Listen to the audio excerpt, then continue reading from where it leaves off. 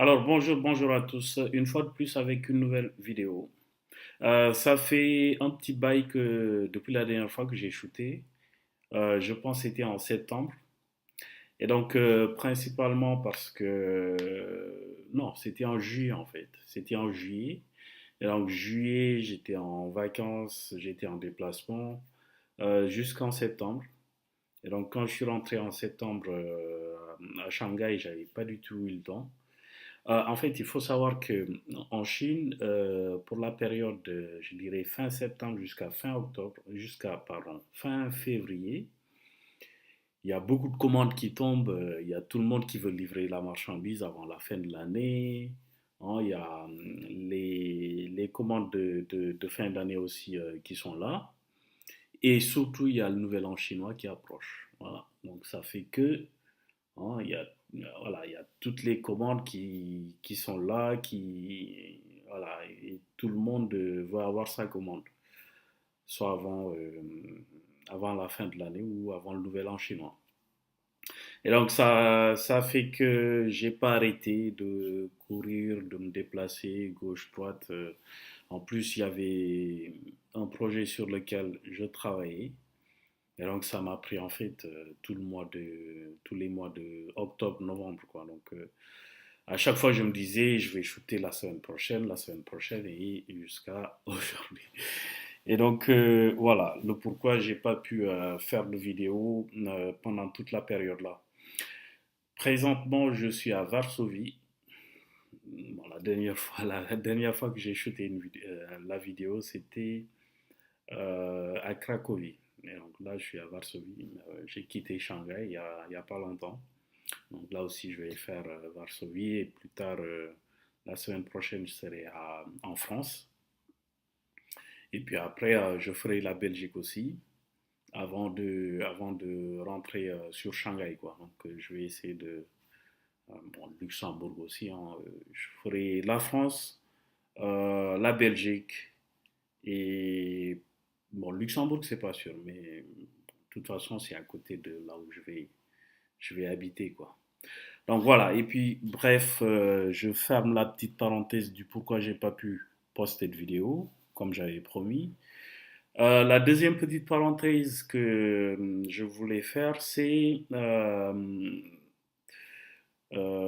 pendant en fait les déplacements, mes derniers déplacements que j'ai fait de juillet, août, septembre, quand je faisais le tour en Europe et qu'après je suis parti au Sénégal, en Afrique, j'ai remarqué une chose, c'est que c'était très très enrichissant en fait d'échanger avec la plupart d'entre vous. Hein. J'ai pu, comment dire, rencontrer pas mal de personnes, c'était pas mal, c'était vraiment positif. Et je vous en remercie, hein. C'était vraiment positif, ouais. Et voilà, un truc à refaire, quoi. Et donc, j'en profite pour vous dire que si vous pouvez hein, et que vous êtes souvent en déplacement comme ça, profitez-en pour rencontrer des gens dans les villes où vous allez, juste pour échanger avec eux, si vous avez le temps, hein, pour échanger, pour prendre voilà, le pouls, comme on dit, de la ville, pour voir les opportunités aussi, et surtout échanger dans le cadre de savoir qu'est-ce que vous pouvez apporter de mieux. Non.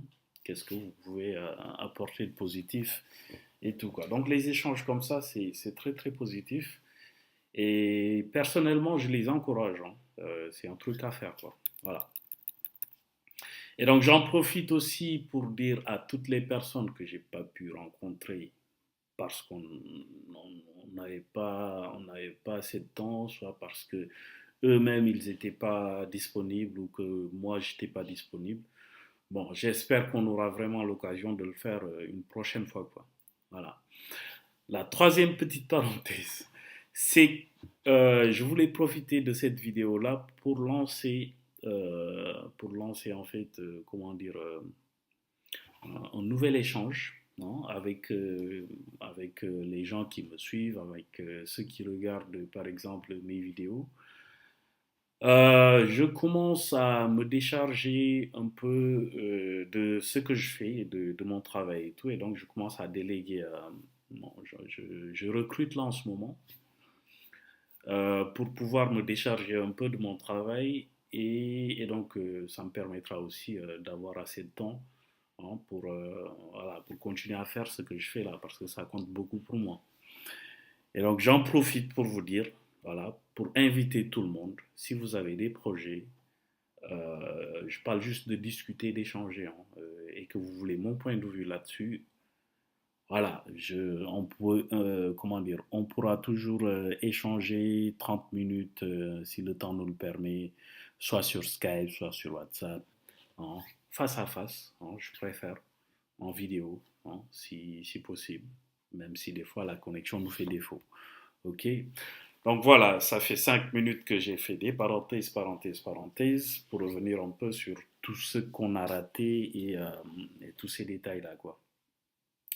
Maintenant, je referme toutes les parenthèses pour commencer la vidéo d'aujourd'hui, enfin le sujet d'aujourd'hui, qui est la confiance en soi. Alors, confiance en soi, pourquoi je, pourquoi c'est un sujet qui compte, pourquoi je veux développer le sujet? Tout simplement parce que, bon, c'est un sujet qui est là, dans les nuages, tout le monde en parle, mais jamais vraiment on rentre dans les détails. Et je trouve que la confiance en soi, c'est la base pour réussir en fait dans vos projets, dans vos entreprises, pour avoir cette motivation-là qui va vous permettre d'aller de l'avant pour gagner, surtout ça, pour gagner et réussir dans vos projets. La confiance en soi, elle est primordiale. Une personne qui a confiance en elle va réussir beaucoup plus facilement qu'une personne qui n'a pas confiance en elle. Ok? Mais je tiens quand même à préciser, à apporter quelques précisions pour ce qui est du sujet. C'est très important en fait de comprendre que la confiance, ça dépend aussi des domaines. Quand je dis ça dépend aussi des domaines, c'est-à-dire vous pouvez avoir confiance en vous quand il s'agit de vivre en couple, c'est-à-dire avec votre femme, avec votre mari, avec vos enfants, vous pouvez avoir une confiance en vous qui est énorme comme ça. Voilà. Mais quand il s'agit par exemple de parler en public, vous n'avez plus cette confiance-là en vous. Ok? Vous pouvez tomber sur une personne qui a une confiance en elle professionnelle. Quand il s'agit dans le cadre professionnel, la personne a confiance en elle. Mais dès que vous sortez du cadre professionnel et que vous allez, par exemple, dans le cadre entrepreneurial et que la personne veut commencer une activité, la personne a zéro confiance en soi. OK? Donc, ça dépend. Ça dépend des domaines, ça dépend voilà, du cadre, de quoi on parle exactement. Et donc là, je voulais exactement développer la confiance en soi, le sujet sur la confiance en soi dans le domaine précis de l'entrepreneuriat. Ok, vous voulez entreprendre ou vous êtes en train d'entreprendre, vous avez ces projets-là, cette activité-là que vous avez déjà mise en place. Comment avoir confiance en vous pour pouvoir avancer? Et donc c'est de ça que je vais parler aujourd'hui. Voilà. Alors, c'est très important en fait de comprendre euh, ce qui tourne autour de la confiance. Ok. Mais juste encore pour revenir sur le fait de comprendre que la confiance, tout dépend des domaines ou du domaine dans lequel on se trouve. Il faut savoir Il est aussi, 14 heures. il faut savoir aussi que quand vous êtes dans un domaine précis, votre niveau de confiance dans ce domaine précis-là, vous pouvez hein, le dispatcher ou l'utiliser partout dans les autres domaines. C'est-à-dire une personne qui a confiance en elle quand il s'agit d'entreprendre, dans l'entrepreneuriat, dans ses activités professionnelles et tout, cette même personne-là peut avoir le même niveau de confiance quand il s'agit, par exemple, de sa relation avec les autres, quand il s'agit de sa vie de couple et tout ça. Donc, des fois, ça peut, comment dire, vous pouvez transposer cette confiance-là hein, avoir le même niveau de confiance que vous avez ici, que vous avez développé ici, un peu partout, ok? Dans tous les autres domaines, voilà, dans lesquels vous gravitez, si je peux dire ça comme ça, quoi. Et donc, moi, par exemple, mon niveau de confiance quand il s'agit d'entreprendre, hein, dans l'entrepreneuriat, dans mes activités et tout ça, j'ai pu en fait, hein, comment dire, utiliser ou avoir ou développer ce même niveau de confiance-là dans les autres domaines, hein, quand il s'agit par exemple, je sais pas, de faire des vidéos par exemple, hein, juste pour vous donner un exemple. Donc, vous pouvez, hein, utiliser ou avoir ce même niveau de confiance-là dans un domaine précis, aussi dans les autres domaines. Ok. Et donc, pour moi, la première chose, en fait, le premier point, c'est définir ses priorités. Ok. Donc, c'est très important, en fait, de définir ses priorités pour juste pouvoir se focaliser. C'est ça ma priorité. Je me concentre que sur ça et je vais tout faire, je vais tout mettre en œuvre pour y arriver. Ok? Ça, c'est très important. Ça vous permet en fait d'avoir une base, de pouvoir vous reconnecter, ok? De pouvoir vous reconnecter avec vous-même pour vous rappeler ce que vous avez à faire. C'est surtout ça en fait. Donc ça, c'est la première chose, le premier point à faire, le premier point que je voulais souligner. Le deuxième point, c'est une fois que vous avez défini vos priorités, supposons vous voulez acheter une maison, vous vous dites, bon, moi, la priorité, c'est acheter une maison, avoir une maison de, je sais pas, 300 mètres carrés avec 10 chambres ou 5 chambres ou je ne sais quoi. Ou peut-être, moi, ma priorité en ce moment, c'est acheter une voiture. Pourquoi vous voulez acheter une voiture? Et donc là, c'est le deuxième point. C'est pourquoi cette priorité-là? Le premier et le deuxième point, ça se complète, mais c'est pas du tout la même chose. Vous voulez acheter une maison et pourquoi vous voulez acheter une maison, ça n'a rien à voir. Chacun aura ses métriques. Je vous donne un exemple, comme ça vous allez, voilà. Vous voulez acheter une maison, ok, parce que vous avez votre femme qui veut une deuxième maison, juste comme ça. Mais elle a déjà une maison, mais elle veut une deuxième maison. Et donc là, vous vous dites, bon, je dois acheter une maison. Et vous avez une autre personne qui veut toujours acheter une maison, mais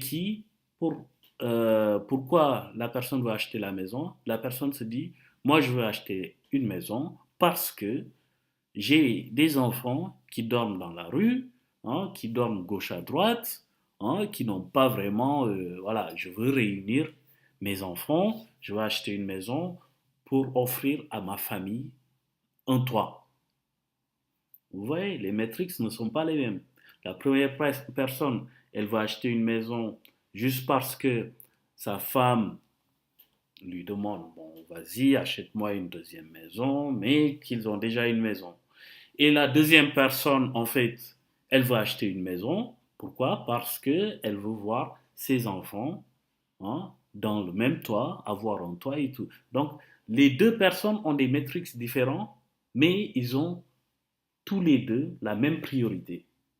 Et c'est pourquoi, en fait, je vous dis qu'il vous faut répondre à la question de savoir pourquoi vous voulez le faire. Le pourquoi vous voulez le faire là, ça va définir en fait votre niveau de motivation. C'est pourquoi on parle de metrics. C'est pourquoi je parle de metrics. Votre niveau de motivation va être mesuré par le pourquoi vous voulez faire ce que vous faites là. Si vous êtes vraiment dans la galère et que rien ne va pour vous et que vous avez du mal à joindre les fins du mois et tout, et que vous avez un projet que vous voulez commencer, supposons vous voulez, je sais pas, être un vendeur d'écouteurs, hein, et une autre personne qui se dit, bon, moi j'aime bien vendre les écouteurs, mais c'est juste un hobby. Pourquoi la personne A le fait et pourquoi la personne B le fait? Ils ont les mêmes priorités, ils veulent tous les deux faire la même chose, mais la différence c'est la personne A, elle veut le faire parce qu'elle veut s'en sortir, donc elle sera beaucoup plus motivée. Et la personne B, elle veut juste le faire parce que c'est une passion, peut-être qu'elle aime juste les écouteurs ou des trucs comme ça. Hein. Donc définissez ou essayez de répondre à la question de savoir pourquoi vous le faites. Ça, c'est un point qui est très très important et qui va aussi vous permettre d'augmenter votre niveau de confiance en vous. Ok? Du temps de Malcolm X ou je sais pas Martin Luther King, leur métrique en fait dans leur bataille c'était on le fait pour libérer notre peuple, ok, pour libérer mon peuple, donc je vais continuer à me battre, je vais me battre, je vais me battre, je vais me battre. C'est plus le même métrique qu'on a aujourd'hui. Aujourd'hui, les gens, bon, de toute façon, moi, je suis libre, j'ai ce que je veux, donc voilà, donc c'est plus le même métrique. Et pourtant, les priorités, c'est quand même les mêmes. Il y a pourtant des gens parmi nous qui se disent, moi je me bats pour ma communauté, mais ils ont forcément pas le même niveau de motivation que Malcolm X de leur temps ou que Martin Luther King de leur temps. Pourtant, la priorité est la même, mais c'est plus le même niveau de motivation. Pourquoi? Parce que le métrique, le pourquoi ils le font, c'est pas la même chose. Eux, ils le faisaient avant parce qu'il y avait beaucoup d'injustices et tout ça. Et nous, aujourd'hui, on le fait parce que on cherche à plus d'égalité ou je ne sais quoi. Donc, les métriques, c'est pas les mêmes. Voilà. Donc, ça, c'est le deuxième point. Le troisième point, moi, je dirais, qui rejoint un peu le deuxième point, c'est être capable, en fait, de définir le plaisir et la souffrance. Plaisir et souffrance qui sont liés à cette priorité-là.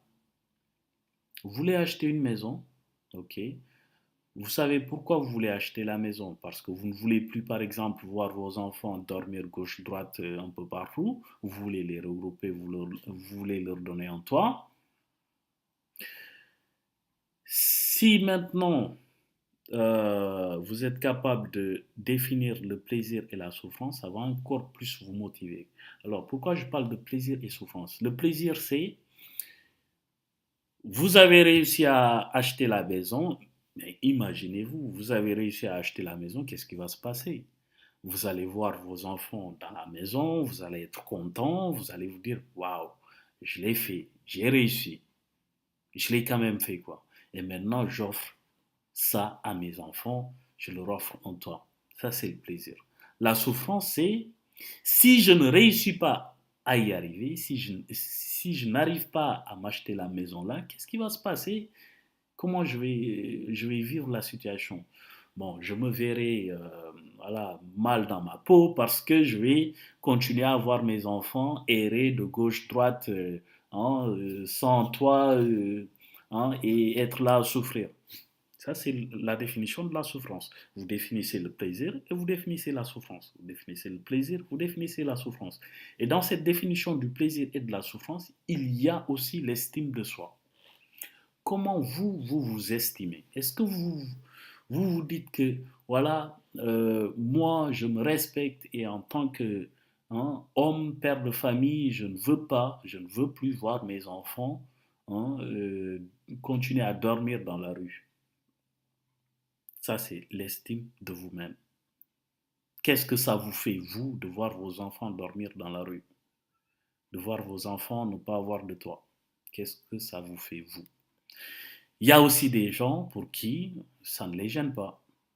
Hein. Donc, c'est pourquoi je parle de l'estime de soi. Si pour toi, ça ne te gêne pas, c'est ça ton estime de toi-même. Hein. Si ça ne te gêne pas de voir tes enfants dormir un peu partout, gauche-droite, et pas avoir de toit, c'est ton estime à toi.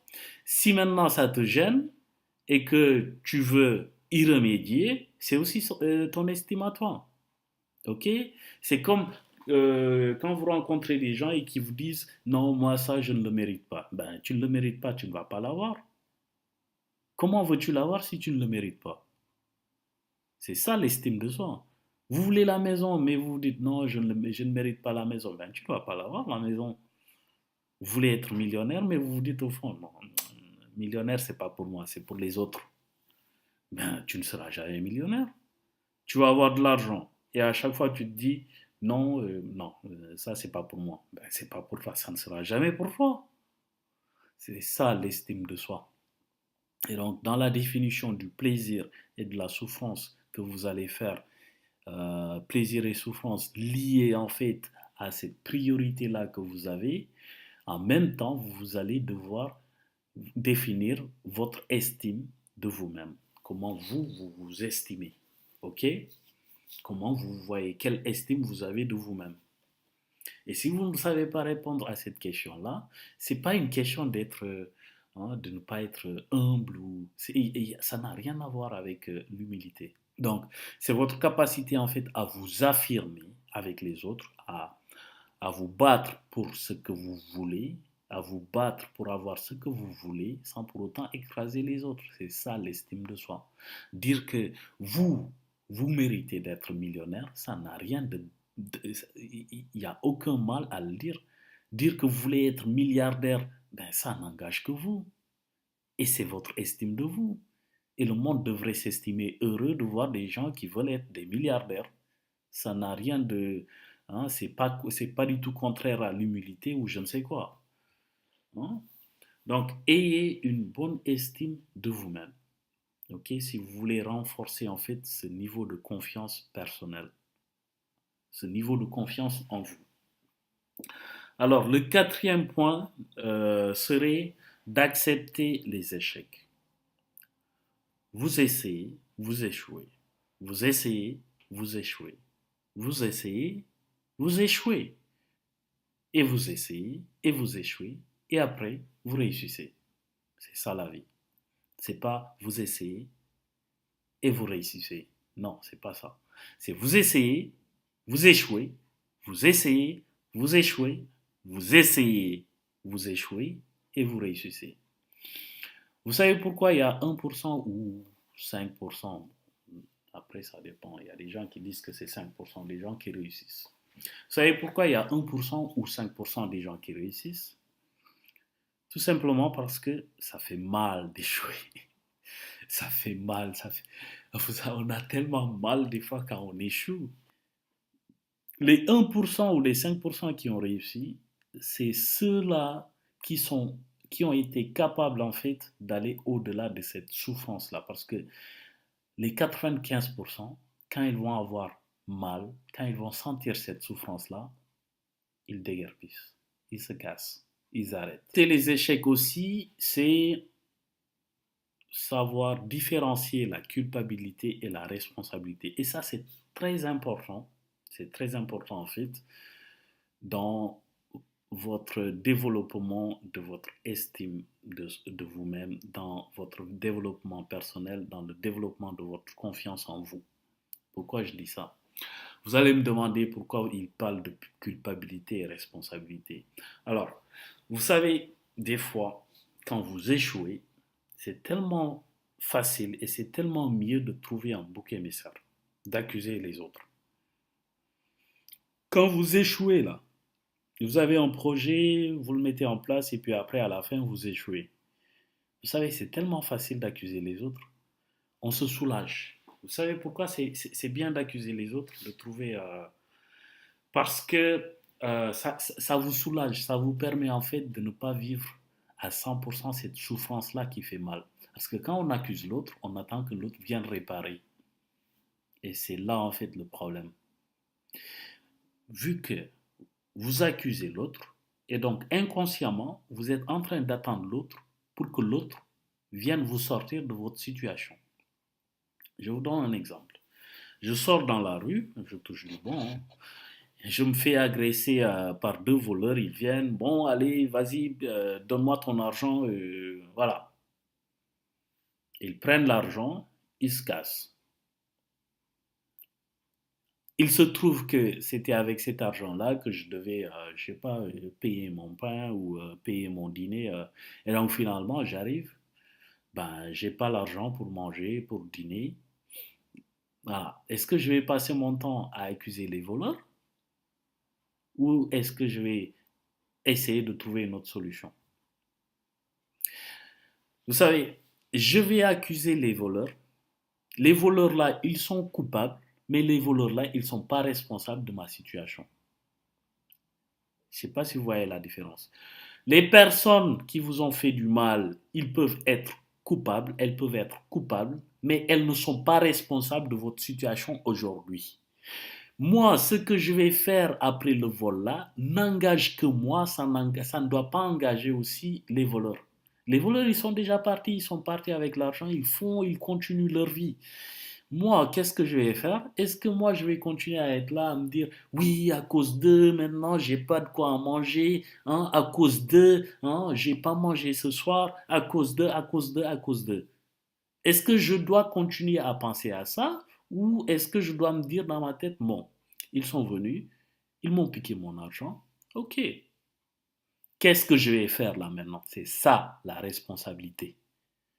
C'est ça la responsabilité. Ça n'engage que moi de chercher autre solution, de m'adapter, de chercher à m'adapter, tout en sachant que la prochaine fois que ces voleurs-là, ils vont venir, ben ils vont trouver autre chose.